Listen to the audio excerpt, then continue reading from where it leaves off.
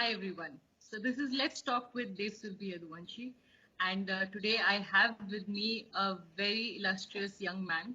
His name is Prasenjit Dhage. He's the General Secretary of NSCY Goa, and he's been involved with a lot of endeavors. So welcome to the segment, Prasenjit. Thank you, Surbi. Thank you so much for having me here.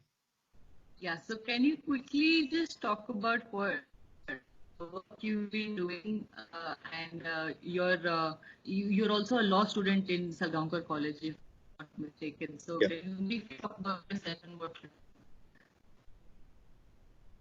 Okay, so I'm mostly involved in student activism through the National Students Union of India, which is a student body, and we deal with the problems that the student community is going through in Goa, whether it is related to the university, colleges, or higher secondaries. Um, whether it's declaration of late declaration of results, or recently we had meetings with the registrar of the Goa University, who was very cooperative with us. We told him what could be the effective model that could be workable during this pandemic, wherein the students could answer their exams, and whether it's possible to postpone this exam, and how can we go about students answering via online portals. So yeah, that is what we do. do? Thank you so much for sharing what you do. So stemming from that, I would like to ask you, recently you've been involved in and you've been raising your voice about the issue of education not being available to students. Yeah. Goa government is taking, classes online. And a lot of the students, not 100% of the students, have access to the internet because they might be in a rural area or because of their economic background. So, what do you think, and what have you been noticing in terms of what's happening on this front? Okay. So if you see the preamble of the Constitution of India, it says that the state shall secure, the democratic state of republic shall secure social, economic and political justice. And this can be, as a law student, I feel this can be done only through education, making people educated, literate, so that this justice can be, these aspects of democracy can be made effective in the state. And if you see the education quality in India is deteriorating, and the same case is in Goa. Like for example, uh, the state government had said that they would be taking online classes, because now due to the pandemic there is lockdown and social distancing is not at all possible in the schools. If Yes. schools were to reopen during June and July, like they do every year. So they started online classes, but they have taken this decision haphazardly, not taking the view of the public and what they feel in mind.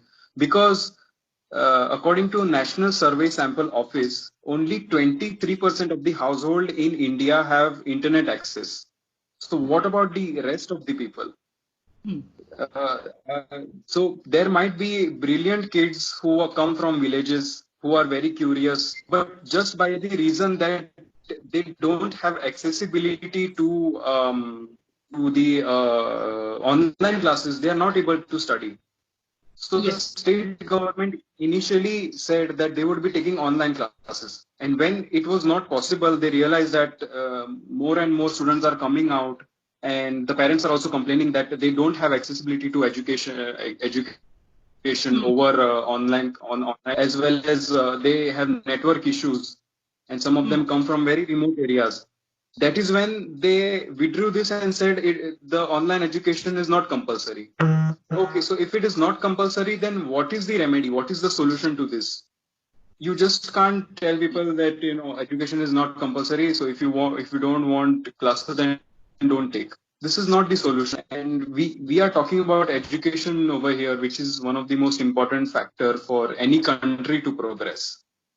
Absolutely. And I think just saying flippantly that, if you don't want to, you don't do it, that's not the actual solution to the problem, because it's the lack of access to internet infrastructural demands that is causing this inequality among the student body. And to have, as you were pointing out, that only 23% of the households in India have access to the internet. That's a very, very dismal amount. So if you're going to take classes online, that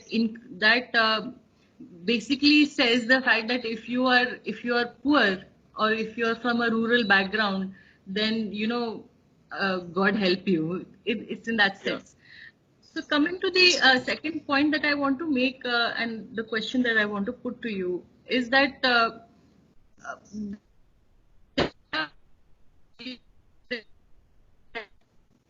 taking education online is a very costly method of dispensing education. So in this scenario, what would you suggest as a student yourself? You're in your last year and you must have also gone through your educational, whatever that process. So what would you suggest that along with the online classes, how can the government facilitate this whole process and make it easier for the student body?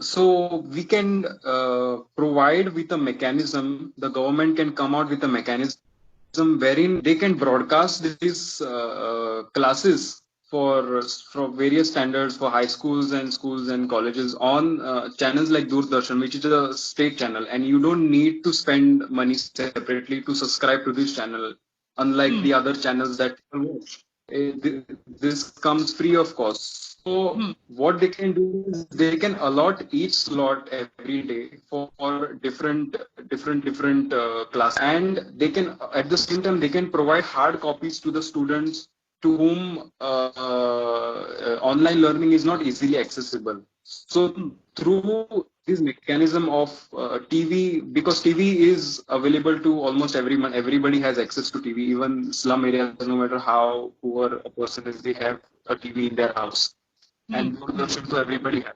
So why not make use of this? And countries like France and China, where some students didn't have access to smartphones and who came from very poor background, they have given rented out phones to these students. So this could Okay. also be one solution. Yeah. Hmm. Absolutely, that's a very proactive solution to a problem, because see what I have noticed myself with the current disposition that we have is that everything is a knee-jerk reaction, and nothing is planned properly. An example that I can give to our viewers is that when this pandemic began, they started training the teachers first to take online classes without even having the idea of how many people in Goa, how many students don't have access. And they carried out this survey after they had finished training the teachers. So in turn, you've already done an effort of training our teachers. What if this whole online system doesn't work out? You've really wasted the time of the teachers. So there's this lack of planning, proactive exchange with the field experts. Like in this scenario, if I were in their place, I would have consulted with an educationist, with a full panel of educationists, and found out the best solution as to how to reach the huge variety of students that we have in our state. So Prasenjit, what would you say to that? So precisely, I have the same view that we need to adopt a system and we need to do it systematically. And it is not impossible. If we see in Bihar right now, the only thing that the current government takes seriously is elections. Around 72,000 screens were put up all across the state for Yes, election campaign. So if yes, 72,000 screens are possible and you can put it everywhere, that means you can do the same thing for education also, right? You can yeah, put up screens and you can start classes, and you can ask the students from particular community or particular mohalla to come together, maintaining social distance, and learn something from the screens. And the state can also start broadcasting classes. So it's not that it's not possible, But I think the government is not taking this issue seriously and it's not treating it at par. This is what I feel. Exactly. And you pointed out with a very, very nice example to tell our viewers this evening, as we are doing this interview, this evening at 6 p.m., we are having the second virtual rally of BJP, which will be conducted pan Goa. So there's going to be supposedly 1 lakh BJP workers who are going to be viewing this simultaneously. So again, Prasenjit, I would say that it's all about priorities in the end. And I think education is not such a burning need. Otherwise, the solution would have been found almost immediately, I believe. So Yes. as we are almost running out of time very soon, I will like to ask you one last question before we wind up. Uh, you are a student yourself and you just passed out. There's a sense that education is treated as the last priority in Goa. So, as a parting remark, what would you like to say to our legislators who are sitting in our assembly, uh, as one of the leaders in the student body? What is your message to them in terms of this aspect? Yes, I would just like to add to what you told me that what is the gravity of the situation right now? What is how education is being treated as the last priority? Under Right to Education Act, Section 12, Clause 1, Clause C, it mandates the private schools to have 25% quota for the students who are underprivileged. Now, the state of Goa, 2 years back, they haven't even come out with a notification, let alone taking in 25% student. They didn't even come out with a notification asking the private school, so wherein the private school would ask, the students to take part and enroll in under this program. So this Oh. is the situation, right? And at the country level, Hmm. the Kothari Commission in 1964, they said that the 6% of the overall GDP of the country, it should be used for education. But if you see over the years, the quota for education, the percentage of GDP that is allotted for education is decreasing. 5 years back, it was 0.5%, and now it Hmm. is 0.45%. So that means it's decreasing. Education is the last priority. So I want to request the legislators to please treat this issue with importance. And the education of the students is very important for any country to progress. And if you see the universities rank in Goa has gone down from 20th position to 93rd position over the last 5 years. Oh my God. Okay. So So it must be very frustrating because what I see amongst the youth in Goa is that there is a frustration that is building up, that the lack of opportunities. Opportunities are very few. Numbers of students is very large.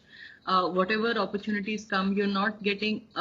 Students don't get absorbed, and then there's a sense of divide that we are not good enough. So what would you say to that?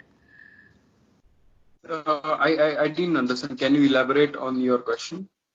So, like the jobs that are the job creation, that's the job of the government. They are Yeah. actively involved in job creation.